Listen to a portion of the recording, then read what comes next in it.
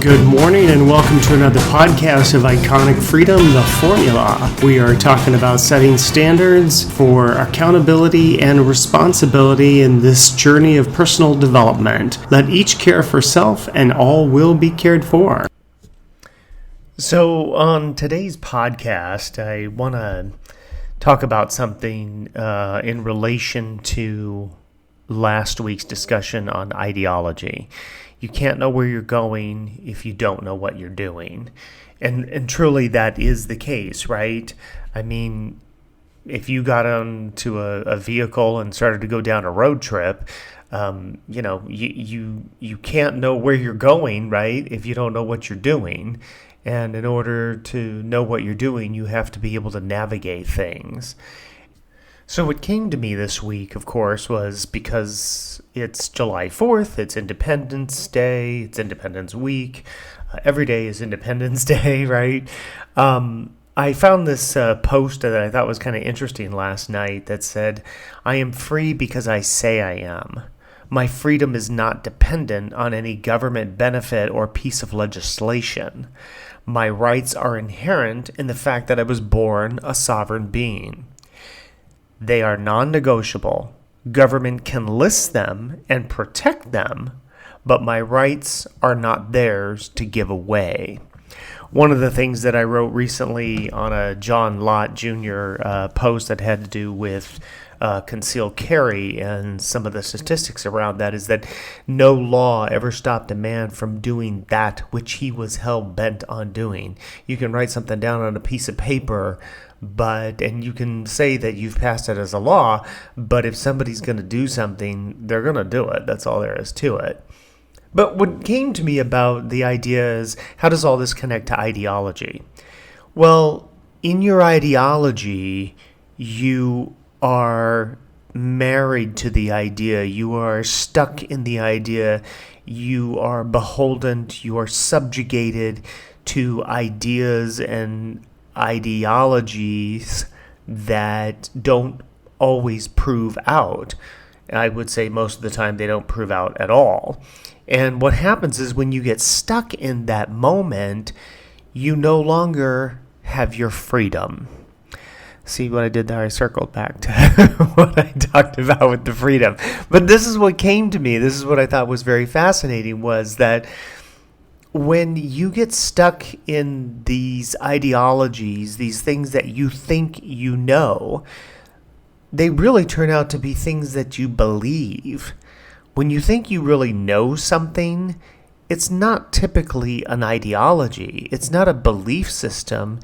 It's something based on facts and evidence, or it's based, and in addition to the fact that those facts and evidence are also rooted in your own internal authority.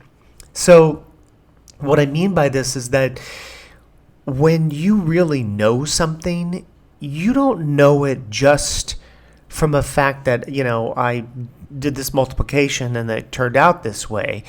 You know it internally for yourself. Your body resonates to it, if that makes sense.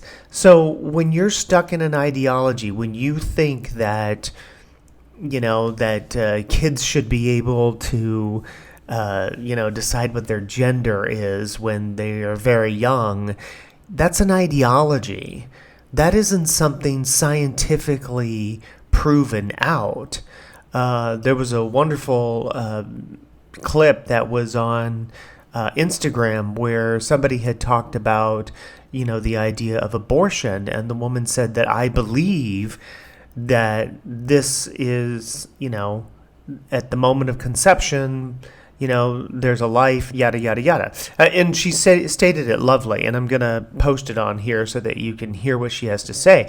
But she says, but science and facts tell us this, that life begins at the moment of conception.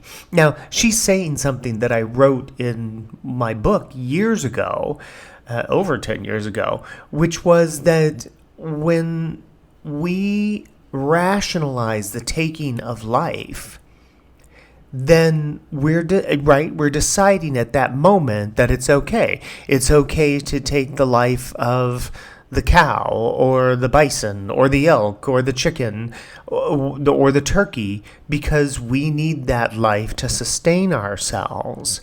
So we rationalize that, right? We don't in a sense moralize it, because moralizing is a subjective term, right? Everything that you moralize is really subjective. Why should your religious beliefs trump theirs? It's not my faith that tells me that life begins at conception. It's science. You can debate whether or not that human life has value. My faith tells me that human life has value, scientists. and that faith tells me that human life should be protected. But science tells us at the moment of conception, when egg and sperm unite, a unique genetic code comes into existence that's never existed before and will never exist again. That is, in fact, the moment when a human being comes into existence. That is indisputable. So if you have decided what your morality is internally, well, now that's a different story, right? That's more about what we're talking about with iconic freedom and the formula of setting your standard. Your morality, think of it this way, is your set of standards, but they're your set of standards. They don't need to comport with anybody else's set of standards. And you don't need to worry if they're right or wrong or good or bad, because that's not the universe that responsibility and accountability live within. Accountability and responsibility live in the universe of do no harm to others and ownership of your choices. If you are living by all of that, you will not in any way by nature harm other people. You just wouldn't do it. People have asked me before in conversation, well, how do you not steal or, do other things that would create a transgression? It's just like, well, because I'm responsible, I'm accountable. I own my choices. I would never want to harm another person. Why? Because I don't want to, because I have a set of standards, and because who I am internally would never seek to do something like that. I'm not running around this world worried about, oh, wow, am I going to run that person off the road, or am I going to shoot that person or steal from that person? I'm not thinking those things. I'm just living my life, owning my choices, being accountable, being responsible. But I have that freedom in me to look at things, to not have an ideology that is harmful to myself or to others. You will find that ideology is rooted in control of other people, control of what their actions are, even what they're thinking. I mean, that piece of it is pretty remarkable when you think about it, is that there are people out there that want to control what you're thinking. You could look at this podcast and say, well, aren't you trying to control what I'm thinking? No. I'm actually telling you, try it out for yourself. Try it on. Put it on like a new garment, a new hat, a new shirt, a new dress, whatever it is. Try it on. See if it fits for you. If it doesn't fit for you, well, then you have to follow your own internal authority, right? And do what is right for you. That's where your health comes into play. And that is really the beauty of the freedom that you develop for yourself every time you make a choice to take accountability for your choices, that ownership, and to be responsible to all of that. And in doing so, you do no harm to others. It's a pretty remarkable thing when you observe others in society, when you are watching people, when you're out and about the world and you're listening to people language things, how often they say things in such a way that they think that they're an expert at it. And yet you could be standing there and know perfectly well that is not accurate. It's not a fact of, right, wrong, good, bad. It's more of you don't have the facts in front of you. You don't have the evidence in front of you. And when you find people that are really rooted in ideology, you will find that they are basing 99.9999% of all of their responses in emotion. And we've talked about emotion time and again, about how it is not reliable. Emotion is not reliable when people are starting to get hysterical, when they're, going off the rails. Your emotions, to the degree that it's just an indicator to you to pay attention to something, that is a healthy balance. And how do you know this? You just observe it. You can observe it in other people. You can observe it in yourself. Now, again, the freedom of choice is the freedom of you to decide, based on listening to this podcast, maybe other sources that you're getting your information from, of whether or not you want to integrate this information and utilize it. Totally up to you. Absolutely. You are right. You are not bound to any of that. You can do absolutely whatever you like. And if you choose not to, then you choose not to. But here's something I found that was really interesting in this exploration in my mind this week, that if you ever notice that the people that are rooted in ideology, they're always choosing wrongly. And I've talked a little bit about this in the past, but I think it's worth repeating and addressing again, especially when we talk about our freedoms, because ideology is not about freedom. Ideology is about control. Ideology is about manipulation. When we don't give people a choice, we're trying to control or manipulate them. And in that sense, you're not free. You have no freedom.